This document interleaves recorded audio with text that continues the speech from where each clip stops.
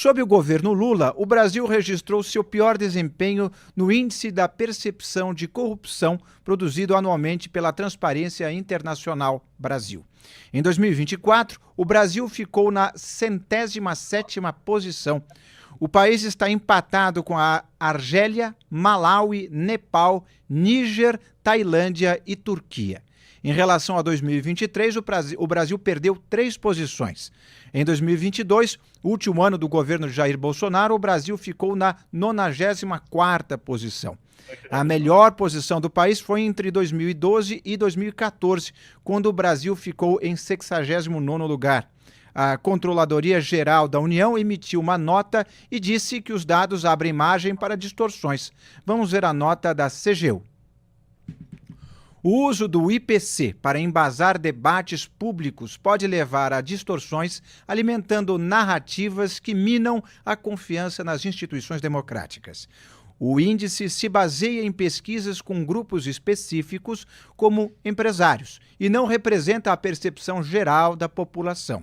Além disso, vários eventos mencionados no relatório como fatores negativos para o Brasil ocorreram após o período de coleta de dados do índice, o que compromete a coerência da análise. E agora ele continua. Por outro lado, avanços concretos não são devidamente reconhecidos. O Brasil ampliou sua transparência com melhorias no portal da transparência, avançou na rastreabilidade de emendas parlamentares e lançou o Plano de Integridade e Combate à Corrupção 2020-2027, com 260 ações estratégicas. Além disso, a CGU bateu o recorde de operações contra a corrupção em 2024, totalizando 47 ações. E, com isso, temos aí a fala da CGU, lembrando que a CGU é um órgão vinculado ao governo, o mesmo governo que, me corrija, Duda Teixeira, tem mantido aqueles decretos de sigilo de 100 anos para alguns gastos, sobretudo mais próximos do presidente, não é? Exato. Duda Teixeira, boa tarde. Boa tarde, Inácio. Esse ponto que você colocou, aliás, é um dos pontos negativos que a Transparência Internacional aponta no relatório. Além do índice de percepção da corrupção, eles também publicaram um relatório específico sobre o Brasil. E essa mensagem da CGU é uma piada. Parece que você apontar ali um aumento da percepção da corrupção no Brasil não fez o trabalho direito e mina a confiança das instituições democráticas. Sim, mina a confiança, mas é uma consequência do trabalho que tem sido feito. E a TI, você não consegue medir exatamente a corrupção num país, você só consegue fazer isso medindo a percepção. Você sai entrevistando um monte de gente e vai perguntando como é que você acha que está a corrupção, como é que você acha que está no Poder Executivo. E a partir disso você traz essa percepção, que é como as pessoas veem, né? E o que a gente está vendo no Brasil hoje que explica o fato de a gente estar indo ladeira abaixo nesse ranking, né? A gente começou melhor, estava numa posição que era 69 quando esse ranking começa a ser feito e vai caindo, e agora com o governo Lula cai mais ainda. Uma é que a gente não tem nenhum grande esforço de combate à corrupção no governo Lula. Até a transparência aponta a influência que tem hoje no governo de empresários condenados por corrupção que conseguem fazer reuniões dentro do ministério, conseguem se encontrar com o presidente Lula. Eles citam no relatório os irmãos Batista da JF, que conseguiram vários benefícios dentro do Ministério de Minas e Energia, os sigilos que você citou, as emendas, o uso das emendas parlamentares para comprar apoio no Congresso, a manutenção do ministro da Comunicação, Juscelino Filho, que foi indiciado por corrupção, mantido no governo Lula. Então, a transparência bota muito bem ali a culpa, tanto do Lula, quanto do Congresso, quanto do STF. Então, está tudo muito bem ali embasado. O STF cita, por exemplo, as decisões monocráticas do ministro Dias Toffoli, que absolveu a Odebrecht e a JF de pagarem as multas, né? O Toffoli, aliás, que a esposa, Roberta Rangel, foi advogada da JF. Então, tudo está ali muito bem embasado e explicado, e é óbvio que o brasileiro vê a corrupção acontecendo, não vê nenhum esforço para combater esse mal que é histórico aqui no Brasil, e aí tem essa percepção que acaba aumentando. Wilson, essa percepção é mais, se a gente for pensar, é mais um ingrediente negativo na popularidade do governo Lula, que já está combalida, né? Então, se existe uma marca desse governo Lula, é a sua vinculação com a corrupção.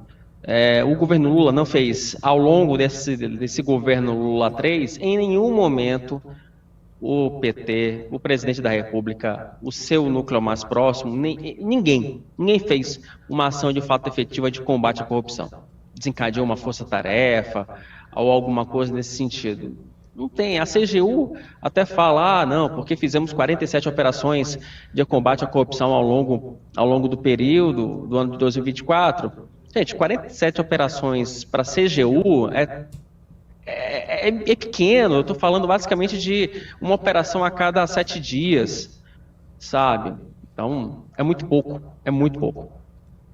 E eu imagino que a oposição logo vai usar esses dados para embasar mais ataques, redes sociais, enfim, mais dor de cabeça para o ministro da SECOM de Comunicação recém-possado tentar trabalhar pela frente. Mais um desafio para ele, não?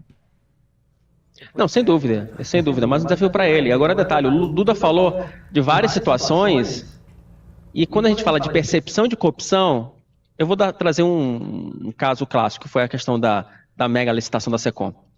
Nós revelamos o caso em abril, o governo Lula passou o ano todo sangrando, e essa licitação só foi cancelada no final do ano porque houve determinação do Tribunal de Contas da União. Então, assim, e esse caso ele é simbólico e mostra esse tipo de leniência, porque num governo de fato sério, num governo que combate a corrupção e que não tolera esse tipo de corrupção, no momento que você tem um repórter, um jornalista que já antecipa o resultado de uma licitação, já é para colocar essa licitação de molho. Mas não, o governo preferiu ficar sangrando ao longo do tempo. E isso tem acontecido com vários outros episódios. O próprio Juscelino Filho, né, tem vários escândalos envolvendo o ministro das Comunicações, mas o governo prefere sangrar a adotar uma postura mais enérgica de enfrentamento à corrupção. Então, assim, depois não tem que reclamar, não dá para depois soltar notinha e dizer que não. A Transparência Internacional, ela tem uma visão enviesada dessa questão toda. Inácio, e você falou de governo fazer alguma propaganda para se mostrar ali fazendo algum combate à corrupção, mas isso não existe, né? Simplesmente porque não dá para o Sidônio Palmeira pegar e fazer um boné e botar no Lula falando a gente aqui combate a corrupção, porque não vai colar. O Lula foi condenado por corrupção, ele foi condenado no sítio de Atibaia, foi condenado pelo triplex lá do Guarujá, ele é amigo desses empresários corruptos todos. Então, esse é um assunto que o Lula evita ao máximo. O Lula, ele toma posse, faz um discurso, ele não cita a corrupção. Não é uma bandeira desse governo o combate à corrupção, e é por isso que não aparece em lugar nenhum. As informações que chegam aos brasileiros é só dos casos se acumulando e o Lula não fazendo absolutamente nada. Duda, aproveitando que você já mencionou, literalmente a gente fez uma enquete no nosso YouTube, para quem está nos assistindo na TV BMC, onde a gente pergunta quem são os responsáveis, quem é o principal responsável pela corrupção no Brasil. Lá no YouTube de O Antagonista, você pode responder no chat. Lula, Congresso, STF ou crime organizado? Você, Duda, já abordou o Lula, o Congresso e o STF, o papel de cada um nisso.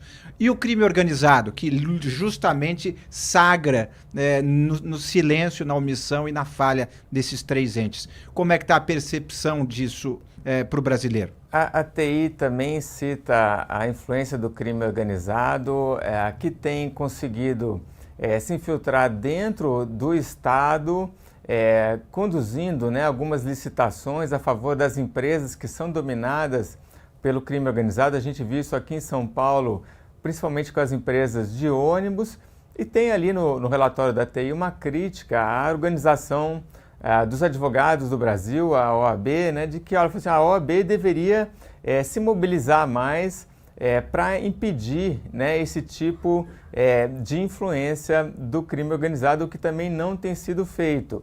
É uma preocupação, está lá no relatório da TI, mas junto com todos esses outros, né? Eu vi aí alguns analistas comentando o relatório da TI, basicamente só falam do crime organizado, né? Mas não, basta ler ali esse relatório específico para o Brasil para ver que o problema do Brasil é mais amplo e inclui o executivo, o legislativo, o judiciário e o crime organizado, todos esses quatro que a gente está na nossa enquete.